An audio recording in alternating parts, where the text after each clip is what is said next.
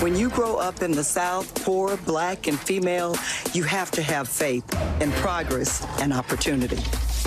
My father was a janitor, and my mother was a maid. She said, Val, never grow tired. Unlike some in Washington, I never tire of standing up for what I believe is right, because no one is above the law. I'm running for the United States Senate because of two simple words: never tire. Former police chief, former impeachment manager, and Democratic Congresswoman Val Demings has officially thrown her hat into the ring, challenging Marco Rubio for his Florida Senate seat, putting this race at the top of the list of races to watch during the midterm elections.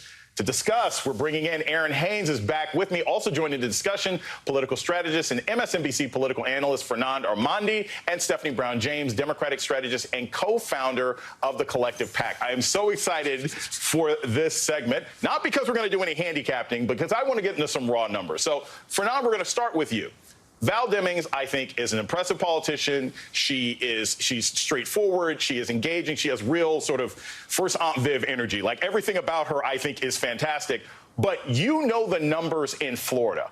What is she up against in trying to knock out Marco Rubio, who is an established senator and at one point was considered a presidential contender? Well, Jason, I think you're right. Let's start with the good news and the bad news first for Val Demings. The good news is the Democrats could not get a better candidate right now. As that video, I think, paid testament to, she's an exciting, charismatic candidate that the Democratic base is going to love. And she's also a tireless campaign worker. We've seen that in her previous elections before, where she's done very well in districts that were actually a little bit competitive for her.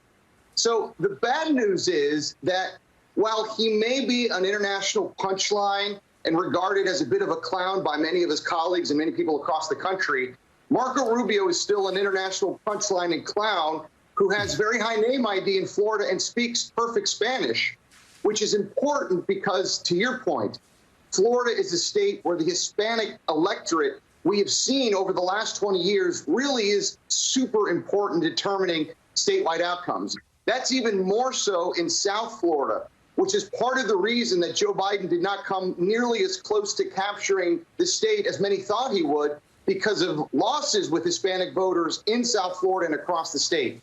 So because Val Demings is going to have that as a bit of a disadvantage, she needs to take advantage of starting this campaign early and making sure she has a very visible and robust presence all throughout the state, but especially eat into those margins of Hispanic voters that Rubio is going to have as an advantage coming in.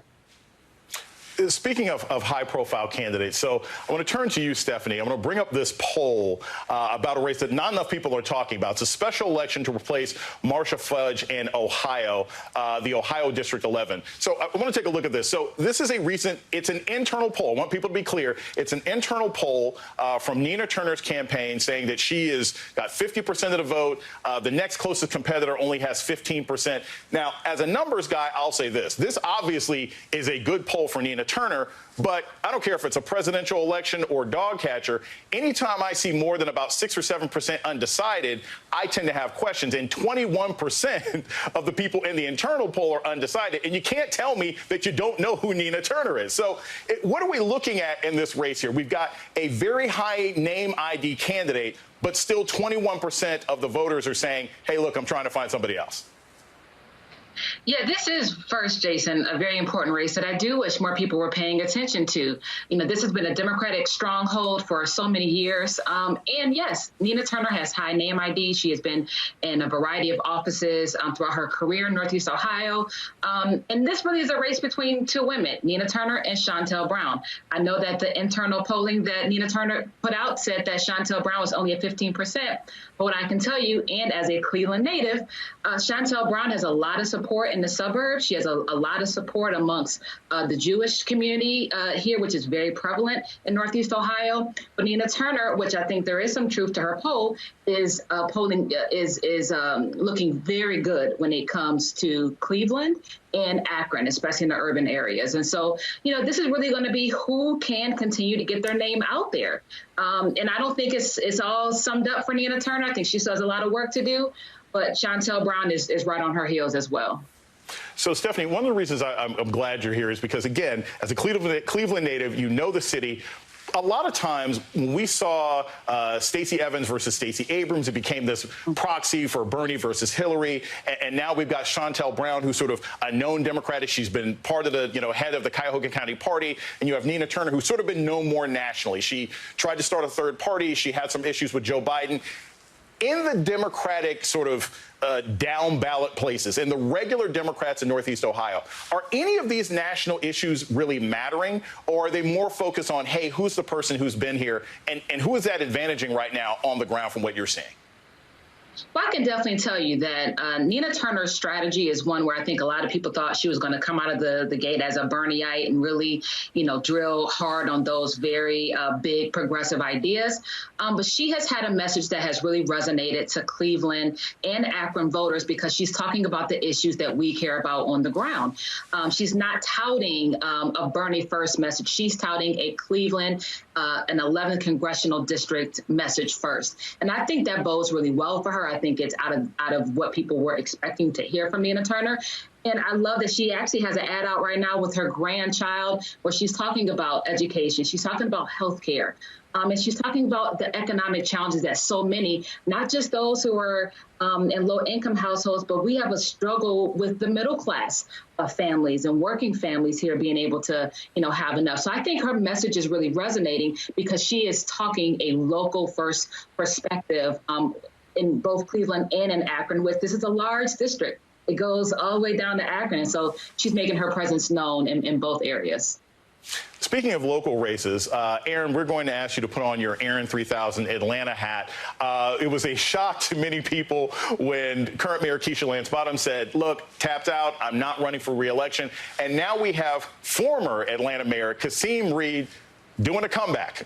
Now, I don't know if we can call it a comeback because he's been there for years. He's been criticizing Keisha Lance Bottoms on Twitter. He's been talking about crime and all sorts of other difficulties. What does it mean to have Kasim Reed back in the race for what might be America's last functioning chocolate city?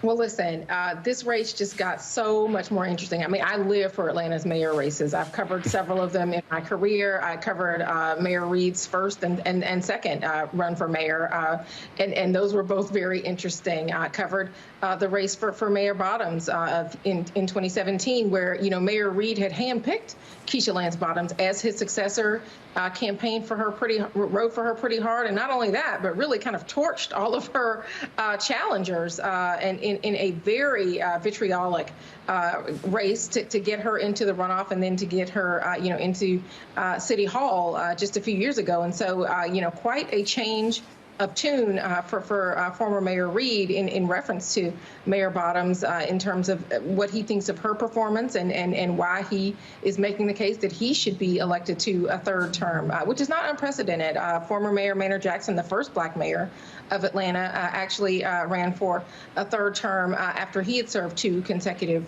terms. So it's not unprecedented, but certainly, Mayor Reed was somebody who was mayor before he turned 40, was somebody who a lot of folks felt like, kept the city safe. Crime is a huge issue in Atlanta right now, especially, in the last year with this pandemic. And so for folks who thought that he did a good job on that, he is somebody that they may be willing to support despite kind of his prickly personality, which, didn't, certainly rubbed some people the wrong way, to say the least. But, he raised well over $500,000 in his birthday bash earlier this week. And I think that is a strong sign of the support that still may be out there for him among Atlantans who may still be on Team Reed come this fall. We have 1 new candidate and 2 possible throwbacks. Thank you guys so much. Thank you, Stephanie Brown, Aaron Haynes, and Fernand Armandi. Thank you all so much.